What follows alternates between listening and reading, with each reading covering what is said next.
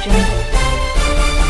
जनसंवाद खबर में आपका स्वागत। घोसी के भत्तू बीघा में अगलगी की घटना में 2 किसानों का गेहूं का फसल जलकर हुआ खाक। दमकल के गाड़ी ने आग पर काबू पाया। दरअसल मामला घोसी थाना क्षेत्र के भत्तू बीघा गांव का है, जहां बाधार में हुई अगलगी की घटना में 2 किसानों का गेहूं का फसल जलकर खाक हो गया। हालांकि ग्रामीणों के द्वारा आग पर काबू पाने का भरसक प्रयास किया गया, लेकिन ग्रामीण असफल रहे।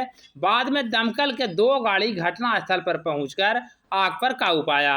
इस अगलगी की घटना में किसान मुंदिरका प्रसाद एवं रजयंती देवी को काफ़ी नुकसान पहुंचा है। अगलगी की घटना में करीब 50,000 रुपये मूल्य का गेहूं का फसल जलकर खाक हो गया। घटना की सूचना पाकर अंचलाधिकारी अरविंद कुमार चौधरी घटनास्थल पर पहुंचकर नुकसान का मुआयना किया। बता दें कि इन दिनों अगलगी की घटनाओं में काफ़ी इजाफा हुआ है और व्यक्ति की थोड़ी सी लापरवाही किसानों के महीनों के मेहनत पर पानी फेर रहा है।